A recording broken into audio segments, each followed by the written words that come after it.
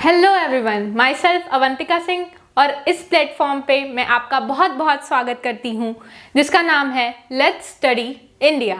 तो आज हम एक नए टॉपिक के साथ स्टार्ट करने जा रहे हैं जिसका नाम है ट्राइपैनोजोमा।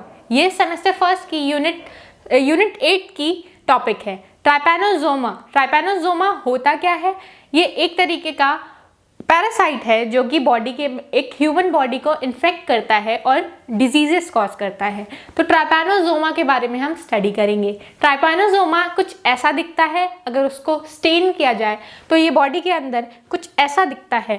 ठीक है, अब हम इसके बारे में जानेंगे। ट्राइपैनोजोमा जो होता है, अगर हम इसकी गैम्बियंसी स्पीशीज़ को देखते हैं, इसकी दो स्पीशीज़ होती है जिसके बारे में हम आगे पढ़ेंगे। अभी हम गैम्बियंसी स्पीशीज़ के बारे में पढ़ रहे हैं। तो इसका क्लासिफिकेशन अगर हम देखते हैं तो फाइलम प्रोटोजोआ से ये बिलोंग करता है। प्रोटोजोआ से बिलोंग करता है और यानी कि ये क्या होगा, यूनिसेलुलर होगा। ये सब फाइलम सैक्रोमैस्टिकोफोरा से बिलोंग करता है। एज अ पैरासाइट ये एक्ट करने वाला है हमारी बॉडी पे। Then class Zoomastigophora, then order Kinetoplastida and genus Trypanosoma and species Gambiense यानी कि गैम्बियंस। तो ट्राइपैनोजोमा गैम्बियंस ये इसका क्लासिफिकेशन हो गया। इस स्पीशीज के अंदर हम देखने वाले हैं कि इस जीनस के अंदर दो स्पीशीज होती हैं। जैसे अगर हम ट्राइपैनोजोमा की बात कर रहे हैं, ट्राइपैनोजोमा इसके अंदर दो स्पीशीज होती हैं बेसिकली, जो कि जिनकी स्टडी करते हैं। तो एक होती है ट्राइपैनोजोमा क्रूजी और एक होती है ट्राइपैनोजोमा ब्रूजी। ठीक है, अब जैसे कि हम ट्राइपैनोजोमा गैम्बियंस की बात कर रहे थे, तो ट्राइपैनोजोमा गैम्बियंस जो है इस ब्रूसी के अंदर आता है। ठीक है, ट्राइपैनोजोमा जो डिजीज कॉज करता है इसको बोलते हैं स्लीपिंग सिकनेस। ठीक है, इसमें क्या होता है, स्लीपिंग सिकनेस, आपको बहुत ज़्यादा नींद आती है। ठीक है, अब आप लोगों को नींद आती है इसका मतलब ये नहीं कि आप इसी बीमारी से पीड़ित हैं। ठीक है, इस बीमारी में होता क्या है कि पहले तो क्या होता है, कुछ इंटरवल पे नींद नहीं आती है, बाद में क्या होता है कि पूरे टाइम इंसान सोता ही रहता है, कोमा में चला जाता है, फाइनली उसकी डेथ हो जाती है। तो स्लीपिंग सिकनेस जो है, ये जो है इसका वेक्टर होती है सीसी फ्लाई। ठीक है, स्लीपिंग सिकनेस को कॉज करती है सीसी फ्लाई।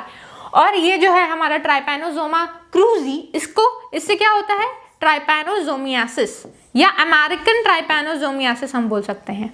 अमेरिकन, क्यों अमेरिकन? क्योंकि ज़्यादातर ये अमेरिका में देखा जाता है। ठीक है, तो ट्राइपैनोजोमियासिस, इसका नाम ट्राइपैनोजोमा से आया है, इसीलिए इस डिजीज जो कॉज कर रहा है उसका नाम है ट्राइपैनोजोमियासिस। ठीक है, तो ये जो है ये क्या करता है, ये जो है ये जो एक बग होता है जो जिसको बोलते हैं किसिंग बग, ये क्या करता है, जब यहाँ पे सीसी फ्लाई थी, कौन सी, सीसी फ्लाई, ये कॉज कर रही थी, इसके बाइट से हमको ये डिजीज होती है। और यहाँ पे जो है वो कौन कॉज कर रहा है, किसिंग बग। ये जब काटता है और मान लीजिए अगर इनकेस इसने एक्सक्रीट आउट कर दिया तो क्या होगा, एक्सक्रीट आउट कर दिया तो ये बॉडी पे क्या होगा, फफोले पड़ जाएंगे। किसी भी जगह जहाँ पे ये काटा है वहाँ पे फफोले पड़ जाएंगे और एक्सक्रीशन से इसके फफोले पड़ जाएंगे और उसमें ब्लिस्टर्स की तरह ये बाहर उग जाए, मतलब क्या होता है, उभार आ जाता है, जिसमें पानी भरा होता है, पस भरा होता है। इसके अंदर इसके क्या होते हैं, जो ट्राइपैनोजोमा की स्पीशीज़ है यानी कि ट्राइपैनोजोमा क्रूजी की स्पीशीज़ है वो अंदर चली जाती हैं और डिजीज कॉज करती हैं ट्राइपैनोजोमियासिस। ठीक है, जिसमें सीजर्स भी आते हैं और लास्ट में पर्सन की डेथ हो जाती है। ये अमेरिका में ज़्यादातर देखने को मिलता है, अमेरिका में, साउथ अमेरिका में बेसिकली ज़्यादा ये इससे लोग पीड़ित हैं। और ये जो डिजीज़ है हमारी ट्राइपैनोजोमा ब्रूसी से, जो सीसी फ्लाई जो है, एक फ्लाई है जिससे ये ट्रांसमिट हो रहा है, उसके बाइट करने से, जब वो ब्लड सकिंग है, ये सीसी फ्लाई ब्लड सक करती है, तो जब ये ब्लड सक करती है तो इसी के जो इसका जो बाहर का प्रोबोसिस रीजन होता है उससे क्या होता है, अंदर चली जाती है हमारा ट्राइपैनोजोमा ब्रूसी। और ये क्या कॉज करता है, डिजीज स्लीपिंग सिकनेस कॉज करता है। इसकी दो स्पीशीज होती हैं, ट्राइपैनोजोमा की दो स्पीशीज होती हैं। एक है हमारा गैम्बियंस ट्राइपैनोजोमा ब्रूसी गैम्बियंस यानी कि गैम्बियंसी, गैम्बियंस और और इसके बाद एक होती है एक स्पीशीज ये हो गई जो कि हम यहाँ पे पढ़ने वाले हैं। क्यों हम इसे पढ़ रहे हैं? क्योंकि जो दूसरी स्पीशीज है ट्राइपैनोसोमा ब्रूसी की, जिसका नाम है रोडेंशियाई, ट्राइपैनोसोमा ब्रूसी रोडेंशियाई, ठीक है, रोडेशियंसी, ठीक है, रोडेंशियाई, ठीक है। ये जो है ये क्या हो रहा है, ये 97% ऑफ द स्लीपिंग सिकनेस किससे कॉज हो रही है? इससे, और ये यानी कि गैम्बियन स्पीशीज से। और बाकी जो 3% है वो कौन कॉज कर रहा है? रोडेशियंसी। तो क्योंकि ये बहुत ज़्यादा स्लीपिंग सिकनेस में इन्वॉल्व है, गैम्बियंस 97% ऑफ द टाइम यही रिस्पॉन्सिबल होती है स्लीपिंग सिकनेस के लिए, इसलिए हम यहाँ पे गैम्बियन स्पीशीज़ को ही स्टडी करने वाले हैं। ये जो गैम्बियन स्पीशीज़ है वो वेस्ट और सेंट्रल अफ्रीका में पाई जाती है, और ये जो स्पीशीज़ है रोडेशियंसी ये कहाँ पाई जाती है? ये ईस्ट अफ्रीका में पाई जाती है। तो ये वेस्ट और सेंट्रल अफ्रीका में पाई जाती है, जिसकी स्टडी हम लोग करने वाले हैं, ठीक है। तो इसका क्लासिफिकेशन ये हो गया। तो स्पीशीज हम गैम्बिशियंसी पढ़ने वाले हैं, या गैम्बियंस स्पीशीज पढ़ने वाले हैं ट्राइपैनोसोमा की, ठीक है। ये इसका क्लासिफिकेशन हो गया। अब इससे हमको ये तो समझ में आ गया कि ये क्या है, ब्लड सकिंग एनिमल से आ रही है, तो ये ब्लड में आ जाती है। हमारे ब्लड सकिंग एनिमल कौन था? CC fly. सीसी फ्लाई जो है वो ब्लड सक कर रही है, देख रहे हैं, ये ह्यूमन के ऊपर बैठी हुई है और ये ब्लड सक कर रही है। और जैसे ही इसके एब्डोमेन में ब्लड जाता है और ये जो इसका लेबियम है या इसका जो प्रोबेसिस रीजन है, उससे ये क्या करती है, हमारे अंदर अब छोटे छोटे यानी कि इसके बेबीज को, किसके बेबीज को? ट्राइपैनोसोमा के बेबीज को हमारी बॉडी के अंदर ये इंजेक्ट कर देती है। वो हमारे ब्लड वेसल्स में आ जाते हैं। ब्लड वेसल्स में तो हैबिट और हैबिटेट की बात करते हैं। हैबिट, इनका हैबिट क्या है? ये क्या करते हैं? ये डिजीज कॉजिंग है। और ये रहते कहाँ है? ये ब्लड और टिश्यूज में रहते हैं, किसी भी वर्टिब्रेट के अंदर। तो वर्टिब्रेट का क्लासिफिकेशन याद आ रहा होगा। तो 5 इसके अंदर क्लासेस आती है, जिसमें से एक हमारा क्या था? मैमल्स, और उसके अंदर भी कौन? ह्यूमंस। तो हम ह्यूमंस यानी कि होमो सेपियंस की पर्टिकुलरली बात कर रहे हैं। तो इनके ब्लड वेसल्स में, टिश्यूज में आ जाता है कौन? Trypanosoma species. और इसकी लाइफ साइकिल जो है वो डाइजेनेटिक एंडोपैरासाइट है। ये एंडोपैरासाइट है, यानी कि इनसाइड द बॉडी रह रहा है होस्ट के। जब बॉडी के अंदर रह रहा है तो उसको एंडोपैरासाइट बोलते हैं, और एक्सोपैरासाइट मतलब बॉडी के बाहर रह रहा है। तो जैसे कि कोई भी जानवर है वो बाहर से अगर हमारा ब्लड सक कर रहा है, जैसे कि लाइस हो गया, तो वो क्या हो गया? एक्सोपैरासाइट। और हमारे बॉडी पे वो रह रहा है, पूरा लाइफ स्पेंड कर रहा है। और अगर कोई भी चीज़ हमारी, कोई भी ऐसा पैरासाइट है, पैरासाइट मतलब परजीवी, ठीक है, वो हमारे बॉडी के अंदर चला गया, शरीर के अंदर चला गया, किसी भी ऑर्गन्स में या किसी भी टिश्यू में, किसी भी सेल में, और उस पर सर्वाइव कर रहा है, हमारे ब्लड से न्यूट्रिएंट्स ले रहा है, तब उसको बोलेंगे इनसाइड द बॉडी, यानी कि एंडोपैरासाइट है, परजीवी है और शरीर के अंदर रह रहा है। डाइजेनेटिक है, यानी कि 2 इसके होस्ट है। एक तो हो गया इसका मेन होस्ट और एक हो गया इसका इंटरमीडिएट होस्ट, मतलब ये इसको ले जाने ले आने का काम करता है एक पर्सन टू दूसरे पर्सन। तो ये इसका मेन होस्ट हो गया और ये इसका इंटरमीडिएट होस्ट हो गया। कौन सा? गैम्बियंस स्पीशीज का सीसी फ्लाई, ठीक है। ये इसके अंदर 2 लाइफ साइकिल, 2 स्पीशीज के अंदर ये रहता है और पूरी लाइफ स्पैन बिताता है, ठीक है। इसकी कुछ इस स्पीशीज की जो पूरी की पूरी जीवन चक्र है वो 2 ऑर्गेनल्स के अंदर रहता है। आधा वो ह्यूमन बॉडी के अंदर जिएगा और आधी इसकी जो लाइफ साइकिल है वो कहाँ रहती है, मतलब कि आधा जीवन चक्र कहाँ चलेगा? सीसी फ्लाई के। अगर इन केस मान लीजिए आप जिस एरिया में रहते हैं वहाँ सीसी फ्लाई, आप कहीं थे अफ्रीका में गए थे और वहाँ पे आपको सीसी फ्लाई ने काट लिया, तो अब ये अगर आप ऐसे रीजन में चले आते हैं जहाँ पे ये सीसी फ्लाई नहीं रहती है, उसका हैबिटेट नहीं है नेचुरल रूप से, तो ये क्या करेगा? आगे ये उस सीसी फ्लाई को अपनी लाइफ साइकिल पूरी नहीं कर पाएगा और डेथ हो जाएगी इसकी। जहाँ पे लाइफ साइकिल इसकी कंप्लीट नहीं होगी और आधे लाइफ साइकिल पे ही इसकी डेथ हो जाएगी अगर सीसी फ्लाई द्वारा वापस सक नहीं किया जाता है तो, ठीक है। तो ये डाइजेनेटिक है, एंडोपैरासाइट है, 2 जीवों पे इसकी लाइफ साइकिल डिपेंड करता है। और पैरासाइट है, एंडोपैरासाइट है, इनसाइड द बॉडी रहता है और रहता क्या है? तो ब्लड और टिश्यू में रहता है इंसानों के। तो दिस इज द हैबिट की डाइजेनेटिक एंडोपैरासाइट है, हैबिटेट यानी कि ये ब्लड और टिश्यू में रह रहा है वर्टिब्रेट्स के। देन इसका स्ट्रक्चरल हम मॉर्फोलॉजी देखते हैं तो इनका स्ट्रक्चर कैसा है? स्ट्रक्चर ये क्या है? बहुत ही छोटे हैं, बहुत ही ज़्यादा छोटे हैं। कितने हैं? माइक्रोमीटर के हैं। माइक्रोमीटर मतलब 10⁻⁻⁶, ठीक है। तो इनकी लेंथ और ब्रेड्थ की बात करते हैं तो इसकी जो लेंथ है वो 10 से लेकर के 40 माइक्रोमीटर की हो सकती है, ठीक है। माइक्रोमीटर को, यानी कि जैसे कि अगर मैं कह रही हूँ कि इसकी लेंथ है अगर 10 माइक्रोन मीटर की, जैसे ये 10 है तो ये माइक्रोन ऐसे लिखते हैं, ठीक है। यानी कि 10 इंटू, अगर मीटर में कन्वर्ट करना हो तो 10 टू द पावर -6 से मल्टीप्लाई करेंगे तो ये मीटर में कन्वर्ट हो जाएगा, ठीक है। तो इनकी जो लेंथ है वो 10 से 40 हो सकती है और इनकी विड्थ जो है 2.5 से लेकर के, इनकी जो विड्थ है वो 2.5 से लेकर के क्या हो सकती है, 2.5 से लेकर के 10 माइक्रोन मीटर तक इनकी विड्थ हो सकती है। क्योंकि हमने जब क्लासिफिकेशन पढ़ा था तो हमने क्या पढ़ा था, ये कहाँ से, किस ऑर्डर से बिलोंग करते हैं, तो काइनेटोप्लास्टिडा से बिलोंग करते हैं। पहले तो ये जूमास्टिगोफोरा है, यानी कि इनके अंदर फ्लैजिला होगा, फ्लैजिला से मूवमेंट करेंगे, ठीक है, फ्लैजिला से मूवमेंट करेंगे। देन काइनेटोप्लास्टिडा, यानी कि जो फ्लैजिला है वो इनके बॉडी में एक ही फ्लैजिला होगा, 2 फ्लैजिला नहीं होंगे, एक ही फ्लैजिला होगा, इसीलिए किस ऑर्डर में आ जाता है ये, काइनेटोप्लास्टिडा। और ये जो फ्लैजिला है इसकी बॉडी से हो सकता है कि पूरी तरीके से अटैच हो, बिल्कुल ही अलग ना होकर के अटैच हो, जैसे कि हम देख रहे थे कि इसका जो फ्लैजिला है उसकी बॉडी से पूरा अटैच है। ऐसा नहीं है कि ये फ्लैजिला इसकी बॉडी से अलग है, फ्लैजिला इसकी बॉडी से अटैच है, ये फ्लैजिला है तो ये फ्लैजिला ऐसे ना हो करके बल्कि इसकी बॉडी से पूरी तरीके से अटैच है, बस यहाँ साइड में ऐसे, तो ये इसका फ्लैजिला है वो साइड में नीचे से थोड़ा सा निकला हुआ है, तो इसीलिए ये कौन से ऑर्डर में आता है, काइनेटोप्लास्टिडा, ठीक है।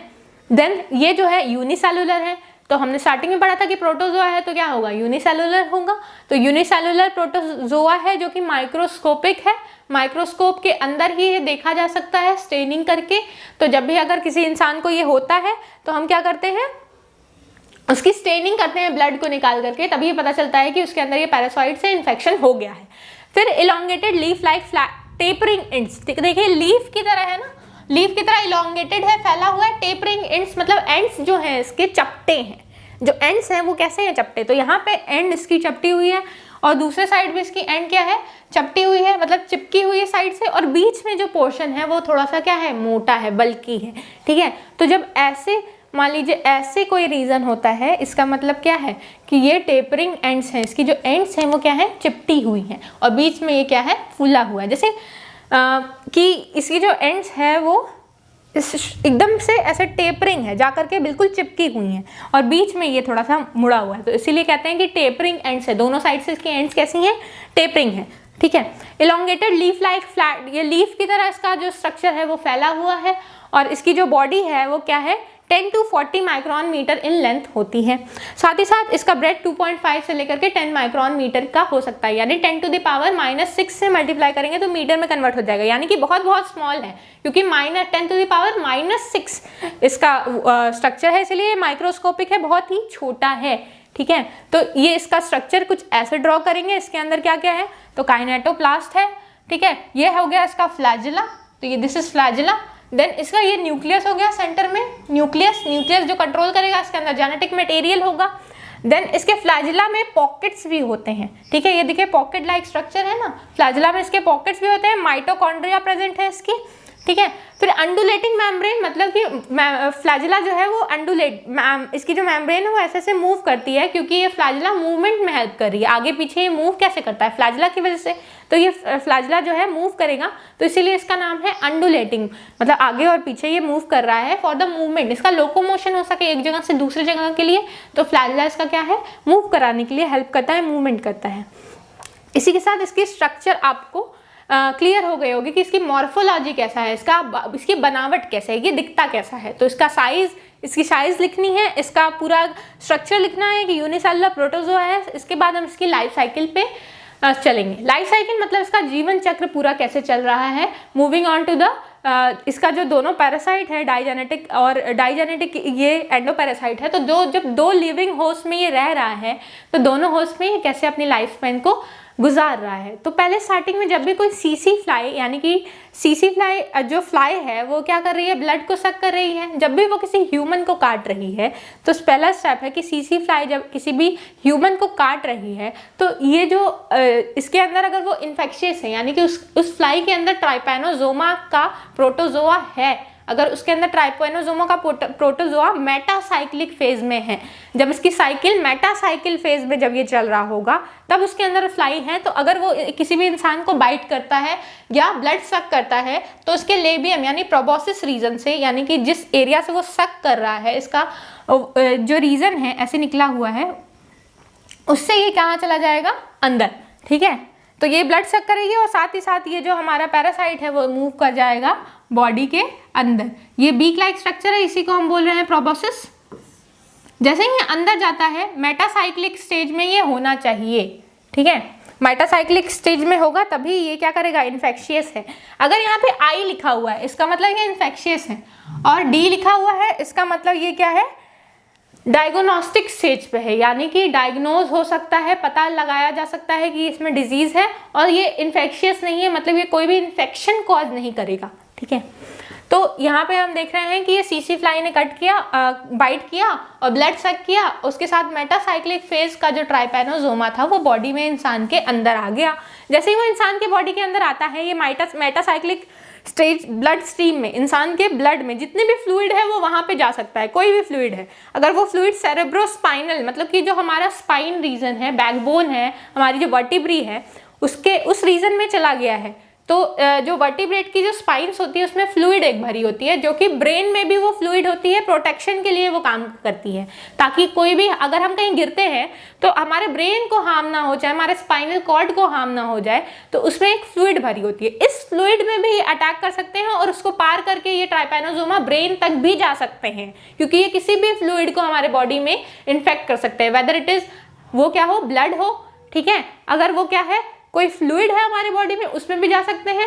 अगर वो लिम्फेटिक सेल्स है, प्लाज्मा है, कहीं पे भी कोई भी अगर फ्लूइड, कोई भी तरल पदार्थ है हमारी बॉडी में, तो ये ट्राइपैनोसोमा उसमें पेनिट्रेट आसानी से कर सकते हैं। तो ब्लड ब्रेन बैरियर जो होता है उसको भी ये क्रॉस करके ब्रेन तक पहुंच जाते हैं, जिसकी वजह से क्या होता है, इंसान को स्लीपिंग सिकनेस नामक बीमारी हो जाती है, जिससे बहुत ही ज़्यादा नींद आती है। आपको पूरे दिन क्या आएगा, नींद लगेगी। अब पहले तो वो जब स्टार्टिंग में होता है तो थोड़े थोड़े फीवर्स आने स्टार्ट होते हैं, धीरे धीरे क्या होता है, पूरे टाइम आपको नींद ही आने लगती है। तो एक टाइम ऐसा आता है कि कोमा में चला जाता है पर्सन। तो यहाँ पे क्या हो रहा था, मेटासाइक्लिक स्टेज में जैसे ये ब्लड स्ट्रीम में जा रहा था, तो ये क्या कर लिया जा रहा था, एक किसी स्पेसिफिक साइड्स में, किसी भी फ्लूइड में, ब्लड में हो, चाहे लिम्फ में हो या स्पाइनल फ्लूइड में हो, स्पाइनल फ्लूइड या फ्लूइड स्पाइन है, स्पाइन के फ्लूइड में या ब्रेन के फ्लूइड में ये चला जाता है। फिर इसके बाद क्या होता है, ये ट्राइपैनोसोमा जब आता है, अब इसको सक करने के लिए वापस ब्लड स्ट्रीम में तो आना पड़ेगा, कहीं भी हो। अगर ये मल्टीप्लाई कर रहा है, ये मल्टीप्लाई कर रहा है ब्लड में, ये हमारे गया मेटासाइक्लिक फेज में, मल्टीप्लाई किया, खूब सारी कॉपीज बनाया, हर जगह फैल गया, हमारे हर फ्लूइड में फैल गया। उसके बाद ये वापस ब्लड में आते हैं ताकि इनको सक कर लिया जाए सीसी फ्लाई के द्वारा। अगर ये सक नहीं की जाती है तब तो इसकी डेथ हो जाएगी, लेकिन अगर ये सक कर लिया जाता है बाय द सीसी फ्लाई, तो ये सीसी फ्लाई इस ब्लड मील को जैसे लेती है, तो उस ब्लड के साथ साथ ये ट्राइपैनोसोमा इसके गट में चला जाता है। अब ये जो पूरी साइकिल है जो रेड कलर से शो कर रहे हैं, ये सीसी फ्लाई के अंदर है।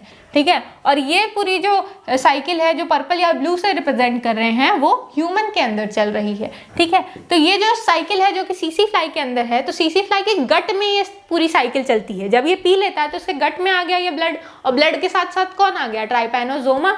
ट्राइपैनोसोमा अभी तो ये मेटासाइक्लिक फेज में था, ह्यूमन में ये कहाँ पे था, मेटासाइक्लिक ट्राइपैनोसोमा के स्टेज में था। ठीक है, अब ये कहाँ आ जाएगा, जैसे ही ये सीसी फ्लाई में आएगा तो आप देख रहे हैं कि ये ब्लड स्ट्रीम में चला जाता है, और ये ट्राइपैनोसोमा जो होता है वो प्रोसाइक्लिक स्टेज में ट्रांसफॉर्म हो जाता है। अब ये मेटासाइक्लिक स्टेज से जैसे ही सीसी फ्लाई ने सक किया, इसके गट में ये क्या हो गया, प्रोसाइक्लिक स्टेज में कन्वर्ट हो गया, और प्रोसाइक्लिक स्टेज में क्या करने लगेगा, मल्टीप्लाई करने लगेगा। मल्टीप्लाई करेगा जब ये, तो प्रोसाइक्लिक स्टेज मिड गट तक चला गया, और इसमें ये बना, जब ये मल्टीप्लाई करेगा और इसके बाद ये थोड़ा ग्रो करके क्या बनाता है, इपीमेस्टिगोट्स। अभी क्या था, मेटासाइक्लिक, देन प्रोसाइक्लिक, देन इपीमेस्टिगोट फॉर्म में आ गया। इपीमेस्टिगोट जब ये आगे ग्रो किया, थोड़ा क्या कर गया, मेटामॉर्फोसिस कर गया, यानी कि क्या कर गया, और ऐसे ग्रोथ कर गया कि ये क्या हो गया, मोल्टिंग कर गया और बन गया किससे, इपीमेस्टिगोट्स में फॉर्म कर गया। फिर ये मल्टीप्लाई करते हैं इपीमेस्टिगोट्स, और बहुत सारे नंबर में प्रेजेंट हो जाते हैं किसके अंदर, सीसी फ्लाई के अंदर। सीसी फ्लाई के अंदर जब ये बहुत सारे नंबर में मल्टीप्लाई कर जाते हैं और तब ये इपीमेस्टिगोट फेज में होते हैं। इपीमेस्टिगोट जब मल्टीप्लाई करता है तो ये कहाँ चला जाता है, इसके गट रीजन से थोरैसिक रीजन में, और थोरैसिक रीजन से इसके लेबियम में पहुंच जाता है। मतलब कि वो जो रीजन है जिससे वो ब्लड सक कर रहा है, प्रोबोसिस रीजन में ये पहुंच जाता है, जिसके द्वारा ये फिर ये कन्वर्ट होता है मेटासाइक्लिक फेज में। और मेटासाइक्लिक फेज में से क्या हो जाता है, ये मेटासाइक्लिक फेज में से ये सक कर लिया जाता है बाय द जब ये सक करता है ह्यूमन को, तो ये मेटासाइक्लिक फेज में चला जाता है ह्यूमंस में। एक बार फिर से रिवाइज करते हैं, क्या रहा है कि ह्यूमंस में ये मेटासाइक्लिक फेज में सीसी फ्लाई के द्वारा आ रहा है। इसके बाद ये सीसी फ्लाई ये मूव कर रहा है हमारे फ्लूइड में, बॉडी फ्लूइड में मेटासाइक्लिक फेज मूव कर रहा है।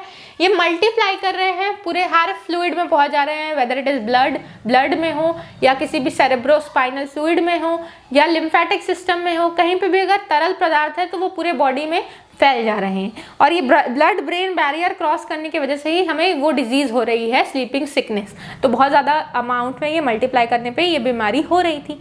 इसके बाद ये जब मल्टीप्लाई करते हैं तो वापस जब इनको अपनी लाइफ साइकिल कंप्लीट करनी है, इसके लिए इनको क्या करना चाहिए, सक कर लिए जाना चाहिए सीसी फ्लाई के द्वारा। तो सीसी फ्लाई कब आपको काटेगी, तभी काटेगी जब आप मतलब जब भी ये सक करे और ये ब्लड में प्रेजेंट हो, उस समय वो उस ब्लड स्ट्रीम में प्रेजेंट हो, तभी वो ब्लड सक करेगी। और साथ ही साथ कौन चला जाएगा, इनके ये फेज जो है ट्राइपैनोसोमा का मेटासाइक्लिक फेज, वो सक कर लिया जाएगा सीसी फ्लाई के द्वारा। जब सीसी फ्लाई के द्वारा उसके गट में चला जाएगा ये ब्लड, तो साथ ही साथ कौन चला जाएगा, मेटासाइक्लिक ट्राइपैनोसोमा। और ट्राइपैनोसोमा जब चला जाएगा बॉडी गट के अंदर किसके, सीसी फ्लाई के, तो ये किस में कन्वर्ट हो जाता है, प्रोसाइक्लिक, मेटासाइक्लिक से प्रोसाइक्लिक फेज में। और प्रोसाइक्लिक फेज से कन्वर्ट होता है किसमें, इपीमेस्टिगोट्स में। इपीमेस्टिगोट मल्टीप्लाई करता है और इपीमेस्टिगोट जैसे ही मल्टीप्लाई करता है बहुत सारे अपनी कॉपीज बना लेता है, और जैसे ही इपीमेस्टिगोट मल्टीप्लाई करके कॉपीज बनाता है ये चला जाता है कहाँ, लेबियम में, प्रोबोसिस रीजन में, और वहाँ क्या करता है, किसमें कन्वर्ट हो जाता है, मेटासाइक्लिक फेज में। और मेटासाइक्लिक फेज वापस से ह्यूमन में कट करने पे वापस आ जाता है। तो इन्फेक्शियस स्टेज इसमें कौन सा था, मेटासाइक्लिक। इन्फेक्शियस था मेटासाइक्लिक, और ये बाकी जो थे वो क्या है, डायग्नोस्टिक, यानी कि डायग्नोज हो सकते हैं, कि पता लगाया जा सकता है कि क्या वो बीमारी से संक्रमित है वो पर्सन की नहीं है। ठीक है, देन हम देखेंगे इसकी पैथोजेनिसिटी, मतलब ये कितना ज़्यादा पैथोजेनिक है। तो पहले डिजीज कौन सी कॉज कर रहा है, तो स्लीपिंग सिकनेस कॉज कर रहा है। स्लीपिंग सिकनेस, सिकनेस, आप सिक हो रहे हो कैसे, कि आपको नींद बहुत ज़्यादा आ रही है, स्लीप है ना, स्लीपिंग सिकनेस। और सिम्टम्स क्या क्या हैं, तो इनको हम क्या कर सकते हैं, क्या क्या सिम्टम्स देखने को मिल रहे हैं उस पर्सन में। तो उस पर्सन को क्या हो रहा है कि जिस रीजन में काट रहा है उस रीजन में स्वेलिंग हो जा रही है, या किसी भी लिम्फेटिक रीजन में स्वेलिंग हो जा रही है। क्यों, क्योंकि लिम्फेटिक रीजन में क्या कर रहे हैं, ब्लॉकेज क्रिएट कर रहे हैं। और सेल की जो प्लाज्मा है वो सेल्स का जो प्लाज्मा है, यानी कि जो प्लाज्मा है हमारे ब्लड सिस्टम का, वो क्या करेगा, बाहर की ओर निकलेगा, और जैसे ये सेल में पहुंचेगा सेल क्या करने लगेगी, स्वेल करने लगेगी। और अगल बगल की सेल में भी क्या होगी, स्वेलन आ जाएगी, क्योंकि उसमें क्या बढ़ता जा रहा है, प्लाज्मा बढ़ता जा रहा है। और प्लाज्मा क्या करता है, स्वेल कर जाता है। तो वो रीजन जहाँ पे इसने काटा है वो इन्फेक्शियस हो जाता है और वहाँ पे स्वेलिंग आ जाती है जहाँ पे उसने बाइट किया है। लिम्फेटिक ग्लैंड जो है वो स्वेल कर जाता है, हाथ या पैर कहीं पे भी काटा हो वो वहाँ पे स्वेल कर जाएगा।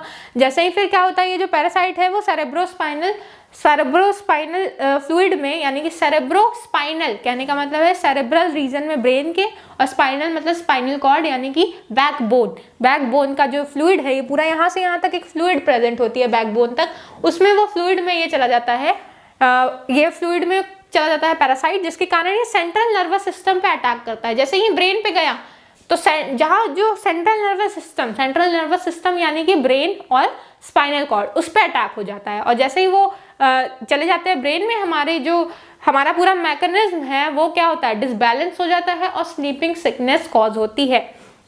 पहले सिम्टम्स में क्या होता है कि वेट में लॉस हो सकता है, अनीमिया हो सकता है उस पर्सन को, वीकनेस हो सकती है, फीवर आ सकता है। तो ये सब जो है, पल्स रेट बहुत ही ज़्यादा बढ़ जाएगी, इंक्रीज हो जाएगी, हेडेक होगा, सिर दर्द होगा। तो ये सब नॉर्मल सिम्टम्स स्टार्टिंग में देखने को मिलते हैं। धीरे धीरे क्या होता है, जब ये तो स्टार्टिंग का फेज है, अगर तब ये डिजीज डायग्नोज हो गई, अगर ये तब स्टेन करके, ब्लड स्टेन करके पता कर लिया कि ये बीमारी है, तब तो ये क्या कर सकते हैं, क्योर हो भी सकती है। लेकिन अगर एक बार को ये अगर ब्लड ब्रेन बैरियर क्रॉस कर गया है और सेंट्रल नर्वस सिस्टम तक पहुंच गया है, तब इसको क्योर करना बहुत ही मुश्किल हो जाता है। तब ये कॉज करती है स्लीपिंग सिकनेस, यानी कि ये क्या होता है, अब इसको ट्रीट करना बहुत ही मुश्किल हो जाता है अगर एक बार ये सेंट्रल नर्वस सिस्टम को क्या कर लिया, हैंग कर लिया। तो यहाँ पे क्या होता है, इंसान को बहुत ज़्यादा नींद आएगी उसका, और एक पॉइंट ऐसा आएगा जब इंसान पूरे टाइम सोता ही रहेगा, उठाने पे भी नहीं उठेगा, एक तरीके से कोमा फेज में चला जाता है, पूरे तरीके से वो उसका जो ब्रेन डेड हो जाता है वो पर्सन, और एट लास्ट उसकी डेथ हो जाती है। मतलब कि इसकी कोई भी अभी तक ट्रीटमेंट ढूंढी नहीं गई है, इसका कोई इलाज नहीं है। अगर स्टार्टिंग के फेज में पकड़ लिया गया तब तो ये ठीक हो सकता है, लेकिन एक बार को अगर ये ब्रेन तक पहुंच गया, तब अगर स्लीपिंग सिकनेस हो गया, फिर उसके बाद बचने का कोई चांस नहीं है। तो स्टार्टिंग में थोड़ी बहुत नींद आएगी, रेगुलर इंटरवल पे कुछ समय बाद पे आएगी, और एक बार फिर क्या होगा, पूरे समय इंसान सोता ही रहता है। तो अब हम ट्रीटमेंट की बात करते हैं। ट्रीटमेंट में क्या होता है, ट्रीटमेंट इसकी कैसे हो सकती है। स्टार्टिंग के फेज में अगर ये डिजीज़ अगर पकड़ा गई, स्टार्टिंग में अगर पता चल गया कि a person is suffering from this disease या ट्राइपैनोसोमा इसके अंदर आ गया है, अगर स्टार्टिंग के फेज में ये ट्रीटमेंट हो जाती है, पकड़ में आ जाती है डिजीज, तब तो उसकी ट्रीटमेंट हो सकती है स्टार्टिंग के फेज में। बट एक बार ये ब्रेन में पहुंच गया, यानी कि इसने सेरेब्रोस्पाइनल फ्लूइड के अंदर एंट्री ले ली। सेरेब्रोस्पाइनल फ्लूइड क्या है, हमारा स्पाइनल कॉर्ड यानी कि बैकबोन और ब्रेन के बीच में एक फ्लूइड होती है जो कि इसको प्रोटेक्ट करती है। इसके अंदर एक बार अगर ये वायरस घुस गया, एक बार इसके अंदर ट्राइपैनोसोमा घुस गया, इसका मतलब क्या हो गया, अब ये स्लीपिंग सिकनेस कॉज करेगा, यानी कि पर्सन की अब क्या हो जाएगी, डेथ निश्चित है। अब वो क्या करेगा, कुछ समय बाद कोमा में चला जाएगा एंड फाइनली क्या हो जाएगी, इसकी डेथ हो जाती है। इसमें क्या ट्रीटमेंट क्या है कि अगर स्टार्टिंग के फेज में पकड़ाता है तो इसको क्या दे सकते हैं, मेडिसिन देते हैं। कौन कौन सी मेडिसिन हम देते हैं ट्रीटमेंट के तौर पर, तो एक है हमारी मेडिसिन जिसका नाम है सुरामाइन सोडियम बायरे, या फिर एक्सोटिल या ट्राइपैनाजामाइड, ठीक है, ट्राइपैरासामाइड। ये सारी जो है ये मेडिसिन हम दे सकते हैं अगर एक पर्सन को ये डिजीज हो जाती है, स्लीपिंग सिकनेस हो जाती है। अगर स्टार्टिंग के फेज में इसे पकड़ लिया गया तब तो इस डिजीज की हम मेडिसिन दे सकते हैं। बट अगर ये बाद में होता है तब इसका कोई क्योर नहीं है। तो it is always said that prevention is better than cure. तो हम इसका प्रिवेंशन कर सकते हैं। ये जो सीसी फ्लाई है ये बुशेस में पाई जाती है, छोटे छोटे हर्ब्स में पाई जाती है। रिवर्स के किनारे ये अपने बुशेस पे एग क्या करते हैं, ले करती हैं, और यहाँ पे बहुत सारी फ्लाइज रहती हैं, इनका हैबिटेट है, नेचुरल हैबिटेट है। तो वहीं पे हम इसको क्या करें, इनकी किलिंग कर दें, उनको मार दें। तो ये जो वेक्टर है इसकी सीसी फ्लाई, उसकी हम क्या कर सकते हैं, उससे अपने आप को बचा सकते हैं। तो जो भी बुशेस है, वो एरिया है जहाँ पे हर्ब्स और श्रब्स पाए जा रहे हैं, उनको हम क्या करें, वैनिश कर दें, कट ऑफ कर दें, या उनकी क्लीनिंग कराएं, उसके ऊपर छिड़काव करें पेस्टिसाइड्स का। पेस्टिसाइड्स को डालने का मतलब क्या है, पेस्टिसाइड्स वो होते हैं जो पेस्ट को मारते हैं, तो सीसी फ्लाई को ये किल कर देंगी। या तो हम इसका क्या करें, डीडीटी का छिड़काव करें। डीडीटी का छिड़काव करें। DDT, what is DDT? DDT एक ऐसा केमिकल है जो कि बहुत ज़्यादा बैन है। अब इसका यूज़ बैन है, क्यों? क्योंकि ये पेस्ट को मारने के साथ साथ हमारे प्लांट्स को भी डैमेज करता है। बट जब ये हम श्रब्स और हर्ब्स पे फैला रहे हैं, जो कटीली झाड़ियाँ हैं जो कि उग जा रही हैं रिवर्स के किनारे, वो क्या है, वो इतनी इम्पॉर्टेंट नहीं है हमारे लिए, क्योंकि वो एग्रीकल्चरल क्रॉप नहीं है। तो हम इसको वहाँ तो यूज़ कर सकते हैं, भले हम इसको एग्रीकल्चर में ना यूज़ करें, हम श्रब्स से यूज़ कर सकते हैं। That shrubs are not essential for us. तो हम उसमें छिड़काव करेंगे तो पेस्ट का भी डेथ हो जाएगा। तो कौन सी पेस्ट को यहाँ मारे, सीसी fly. What is DDT? What is the full form of DDT? DDT is diphenyl trichloroethane. ये जो केमिकल है उसको हम छिड़काव करते हैं फॉर द किलिंग ऑफ सीसी फ्लाई।